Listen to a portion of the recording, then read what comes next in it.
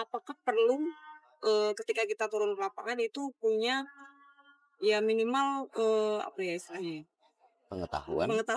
Ya. pengetahuan minimal apa yang sebenarnya harus dipunyai dari Pak Taufik sendiri melihat perubahan-perubahan dari 2004 sampai sekarang 2024, apa saja kira-kira perubahan yang sudah Indonesia terutama PMI khususnya.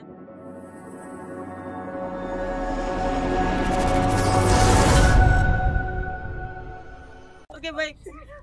Pak Taufik, Ya. Pak Dr. Taufik dari PMI Jawa Timur, Ketua Bidang Organisasi. Betul nggih, Mas? Salam kenal Pak, saya Tias dari Politeknik Ya. Ambara. Kita santai aja mungkin ya Pak. Ya. Kami di sini sedang kajian terkait 20 tahun Tsunami Aceh. Ya. Kita tahu bagaimana Tsunami Aceh itu merubah banyak hal terkait terutama di bidang penanggulangan. Ya. Nah, kalau dari Pak Taufik sendiri melihat perubahan-perubahan dari 2004 sampai sekarang 2024, apa saja kira-kira perubahan yang sudah Indonesia terutama PMI khususnya mungkin di layanannya atau secara organisasi secara keseluruhannya itu bagaimana perubahannya? Ya. Terima kasih, Mbak. Jadi menurut hemat saya bahwa Tsunami Aceh itu memberikan pengalaman yang luar biasa. Pengalaman yang luar biasa kepada kita semua bangsa Indonesia bahwa menghadapi bencana itu tidak dapat sendiri. Yang pertama.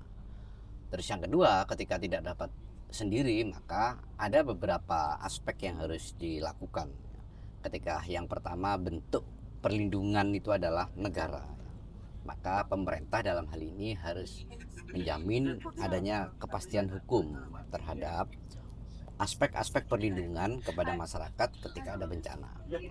Nah, berbicara dengan aspek kepastian hukum itu, maka segala peraturan yang berkaitan dengan kebencanaan itu harus dapat menjangkau, harus predictable, sehingga ketika terjadi di masyarakat, peraturan ini sudah ada, setidaknya nggak terlalu tertinggal jauh.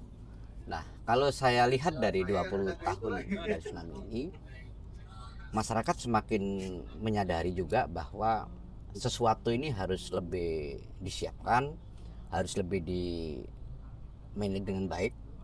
Dan berbicara dengan baik, maka bagi pengalaman kami di PMI sebagai organisasi kemanusiaan, kami melakukan hal-hal yang fundamental terhadap bagaimana kita melakukan bantuan kemanusiaan itu. Nah, Code of Conduct yang biasa kita lakukan itu adalah menjadi jawaban sebenarnya bahwa bagaimana penyintas, bagaimana masyarakat yang akan menerima bantuan kemanusiaan itu masih tetap terjaga martabatnya. Nah, itu hal yang penting menurut saya, dan bagaimana martabat itu bisa dijaga jika para pihak yang ingin membantu itu menghormati culture, sosial budaya mereka.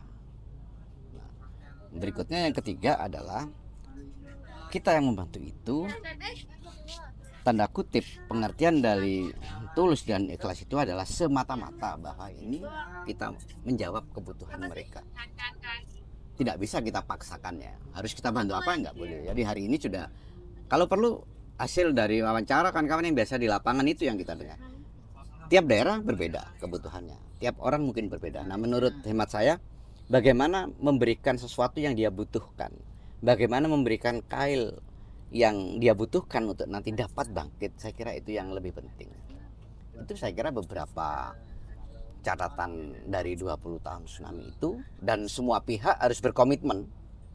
Berkomitmen itu tidak di atas kertas atau di atas teks, tapi harus menjawab dengan realitas sesuai dengan kewenangan, sesuai dengan fungsi dan tugasnya, sehingga masalah kebencanaan ini kalau boleh saya gambarkan dibagi habis lah terhadap semua stakeholder yang terkait, sehingga menjadi ringan untuk semuanya.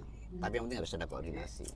Pentahelix ya Pak, pentahelix di 5 yang harus ini ya terkoordinasi dengan benar.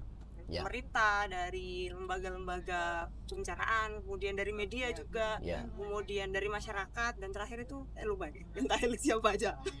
Siapa? Pentahelix. Ya itu. Kemudian ini Pak, terkait di saya boleh ini nggak Pak, mention SPM-nya apa yang sedang ya? SPM-nya, standar pelayanan minimumnya apa ini? Nah itu kalau Bapak sendiri melihatnya bagaimana? Apakah standar pelayanan minimum ini mutlak? Terutama di bagian organisasi, mungkin kan orang datang ke lapangan terus dengan kita tidak pernah tahu backgroundnya seperti apa. Yang penting saya relawan terus datang ke masyarakat, saya niatnya membantu. Nah, kalau misalkan terkait SDM-nya ya Pak, kayak gitu, pelaksananya, apakah perlu ketika kita turun ke lapangan itu punya ya minimal apa ya istilahnya, pengetahuan Ya. pengetahuan minimal apa yang sebenarnya harus dipunyai. Ya. Jadi saya pikir ada dua ya. Yang pertama, kalau kita berbicara tentang PMI itu ada yang namanya sibat. Nah, sibat ini kan dari, oleh, dan untuk masyarakat. Dia hadir bagian dari TSR. Yang ini diberikan penguatan kapasitasnya oleh PMI.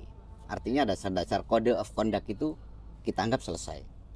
Nah, ketika ada unsur masyarakat yang di luar itu yang ingin membantu, maka harus kita berikan guidance.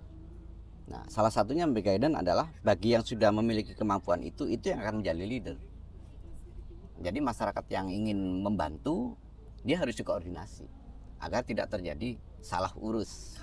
Koordinasi tadi berarti Pak? Ya, itu penting karena puncak dari manajemen itu kan komunikasi. Gitu. Sifat udah punya itu gitu Pak. Ya. Baik. Ini apa lagi ya? Ini apa lagi Pak? No. Masih. Kalau enggak gimana? Kalau terkait itu, kalau kita berbicara tentang harapan, maka sebenarnya sibat ini sesuai dengan keberadaannya dan sesuai dengan asas kepastian hukum yang harus dibangun oleh pemerintah itu, seperti saya pesankan tadi, sibat harus di SK-kan oleh kepala desa, yang sibat di kelurahan harus di SK-kan oleh lurah.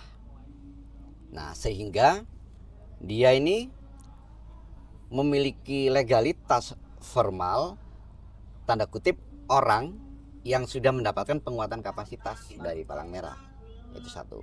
Selebihnya dia nanti akan dapat dikaitkan dengan mengakses anggaran desa maupun anggaran kelurahan untuk kebencanaan. Karena ini tidak semua care loh ya.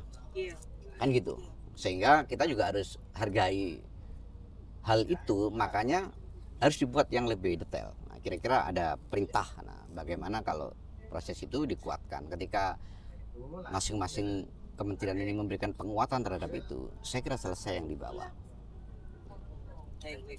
Mungkin terakhir nih Pak, ya. Terkait tadi saya pengen meng-highlight di layanan PMI. Kalau menurut Pak Taufik, bagaimana layanan PMI itu sudah berbenah diri ya, katakanlah berbenah diri setelah 20 tahun itu bagaimana?